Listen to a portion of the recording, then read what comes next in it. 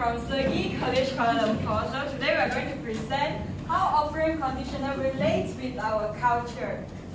So this is our group member, Cafe Chin. Cafe Chin. So Robal Lachumi Murusami and Shakira Barudin, Natalia Anha, Usman Lely, Fatin Emelina, and Charana Govind. Okay, next. So operant conditioning, also known as instrumental learning, was first extensively studied by Edward Thorndike. So it's the law of effort, so it's the puzzle box of things. So operant conditioning is based on the idea that learning is a function of change in over behavior. So operant conditioning deals with operands, so means that intentional action that have an effect on the surrounding environment. So means that changes in behavior are the result of an individual's response to the events or the stimulus that occur in the environment. So this is the operant conditioner. Actually, operant conditioner has three elements. So there is one that which is not in here. That is neutral stimulus, and this is the reinforcement and punishment. So basically, it has positive and negatives. So reinforcement basically is just increase the behavior or strengthen the behavior, and punishment is decrease the behavior. So it's like if we already have the behavior, if we not continue our practices, it will be disappear. So it's extinction. So next, abstract. So this presentation discusses about the application of operant conditioning theory on the culture of a diverse country, which is Malaysia. So Malaysia is a country that has a variety of races. In this discussion, the presenters have picked the major races in Malaysia, which is Malay, Indian, and Chinese, to carry on the discussion. Presenters pair out the three elements of operant conditioning, which is neutral stimulus, reinforcement, and punishments on the culture of different races, which already been mentioned. So I'll pass to Ruba. Okay, I'll be talking about neutral stimulus. Neutral stimulus means responses from the environment that neither increase nor decrease the probability of behavior being repeated. Means that although the stimulus is being repeated on a certain behavior, it will not increase or decrease that probability of the behavior. So before I give example about cultural, I'll give example based on Pavlov's experiment itself. Pavlov did an experiment where although he showed the container of the food, without the food, sorry, only the container, the dog will not salivate. But he keep on showing the same thing, only the container. But then after a few tries, he showed with the food, container and the food, the dog actually salivate. So again and again, he did the same thing. So the container is the neutral stimulus. So the container actually does not make the dog to salivate. But after a few tried again and again and again, the food, without the food, and he showed only the container, the dog actually starts to salivate. So that's how a neutral stimulus will actually change your behavior. Next, which I will be talking about, Indian culture. My personal example is, my personal experience is, I'll go to temple, Batigate temple, Hanuman temple. Every Thursday, I'll go every Thursday. So I'll be praying, and then I observe this one person who comes with his family. He will come and he will do his offering. His offering is a vada, a Malaysian dessert. So every Thursday he does this. So his offering actually does not affect my behavior. It does not increase or decrease my behavior. It's just that I observe this guy always comes and does his offering. But as the time goes by, his behavior or the neutral stimulus, the vada is the neutral stimulus, it actually affected my behavior. Where every Thursday I go to temple. I want to go to Hanuman temple because I want that wadah.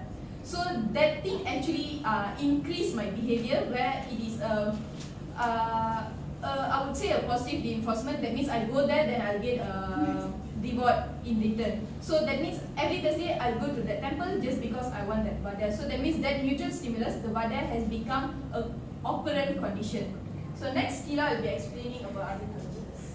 Okay, like Ruba explained, neutral stimulus doesn't give effect to us unless we add operant conditioning, which is reinforcement or punishment.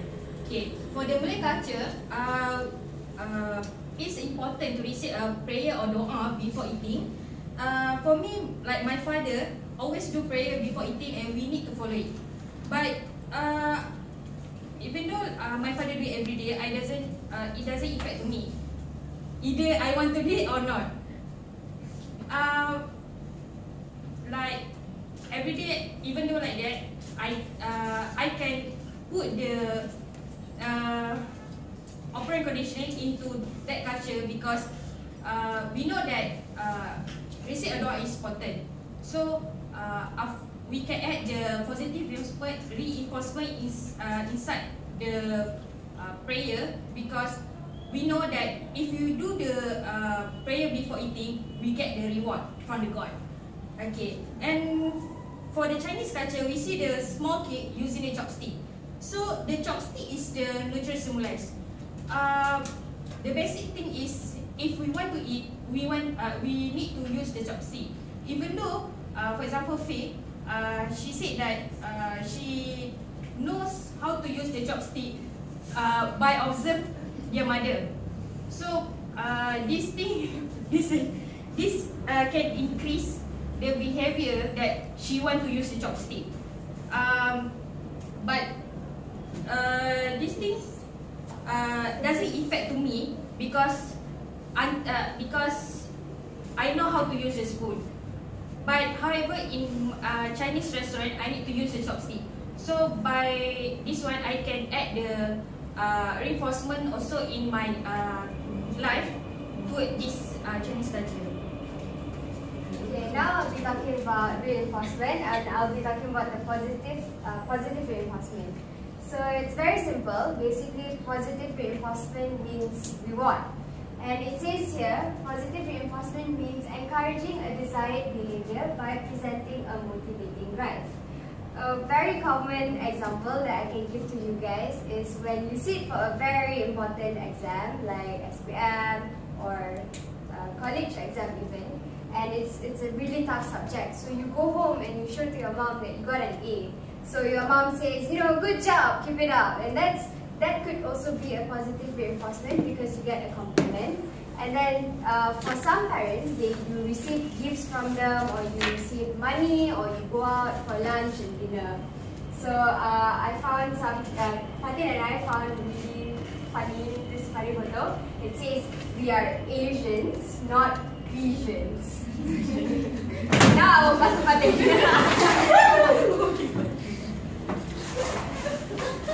Technical problem, guys.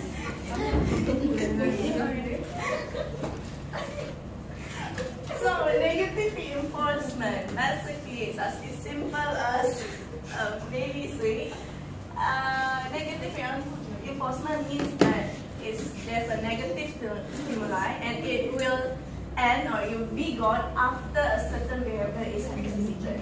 Alright, one thing that I noticed in Malaysia, which I'm pretty sure you guys already encountered, comparing trend is like when our mothers are friends with each other, and then they start to compare us. Like, hey, my daughter is having a party, a really big party, everyone is coming, even celebrities. And then another say, oh, my another daughter is going to have a Maserati, and then she's going to have another apartment soon. And then another the other one that says who's having a big party will say, oh, then she has this. So it's like a competition, it's a comparing until they realize that which one is the one who has last, and that's the loser. And other people will actually talk about it, like they actually bad talk, like, hey, Rose, kid doesn't have this, and then she's actually really stupid or something like that. So basically that's what happened in Malaysia, which I noticed. So in order to get rid of the negative stimuli, to reinforce it is by yourself, by studying, or like, you know, by working harder to get a better career and something like that. And then only people won't really talk bad about you and your family. So next will be punishment. So caranya now we'll be talking about punishment. So so basically what punishment is where you associate an unwanted stimulus with an unpleasant responses in order to eliminate the behaviour. As reinforcement, you have both positive and negative. So I'll be talking about positive punishment. So positive punishment is where you associate the behaviour with a negative consequences. For example, like in my own personal experiences, in our house we would have curfew for everything, and my mom would set a curfew for me. Whenever I go to the playground, I need to come back home before 7 PM. So there's this one time where I decided to, I'm gonna test my mom. So I actually came home after 7 PM, and what my mother did is that she locked me out of the house, and I couldn't enter the house until really late at night. So after that, I learned my lesson and I never came back home late afterwards. Alright, and then second is eating your vegetables. Back then, my mom knows that I really hate vegetables. So, when we're eating, she would put on my plate just rice and vegetables and no other main dishes. Until I finish that vegetables, I'm not allowed to eat any dessert or the main course or something like that. So that's how I learned to like vegetables and to finish my vegetables. Okay, I'll explain about number 3 here, which is wearing bindi on forehead. So bindi, for those who doesn't know what's bindi, bindi is like the small, the black dot. Okay, dot. Okay. So yeah, I'm not so sure about other Indians, but then what my grandmother does was like, she said if you don't wear bindi, you can't go to temple. So she actually blackmailed me that if I'm wearing the traditional clothes, attire like that, so she asked me to wear a bindi, so I can go to temple. Okay. For negative punishment. So what is negative punishment? Is behavior that is removed or less likely to be repeated. Okay, so there are a few examples here, so I'll talk about them. So the first one is getting punished with a hanger for misbehaving. Not only hanger, but slipper, belt, hanger, all these. Anything that you can hit the child. Yeah, just don't show all these things in front of your parents. Okay.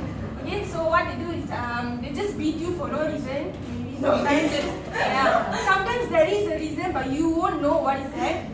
Okay, so they just they punish you with that, so they don't want their kids to do the same thing again, repeat the behavior again.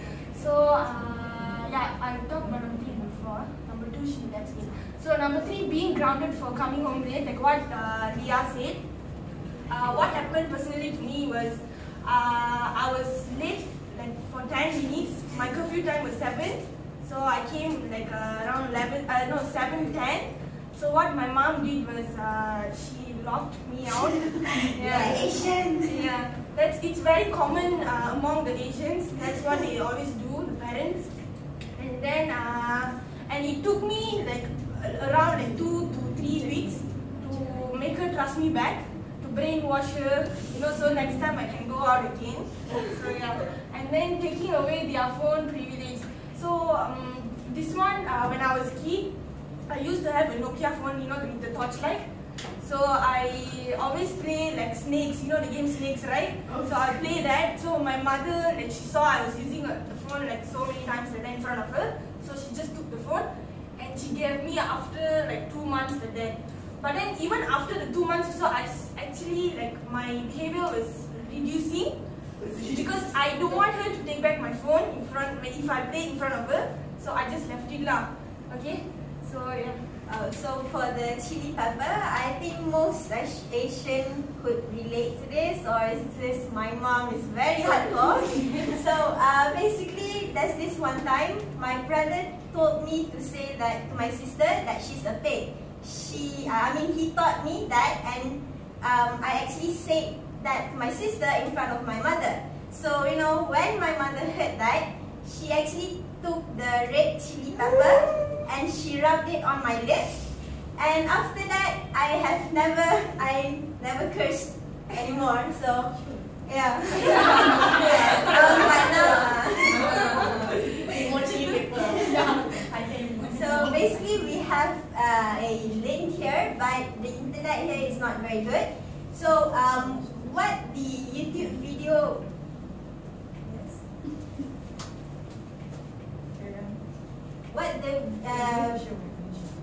okay, so we're gonna show it briefly, but if you want to watch it further, you can click on the link. Yeah, because there's no speaker, so Yeah, you can't really hear what he's saying. Yeah. Oh, it's a 7-minute video. So sorry, the subtitle is in DM. Bahasa Melayu, Malay language.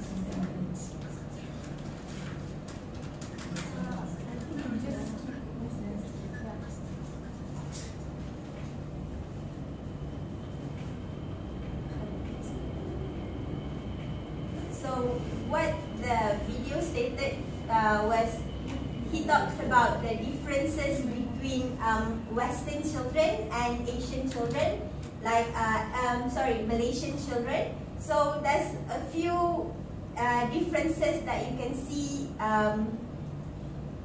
here. Yeah. So next. So these are the references. So that's all from us. Thank you.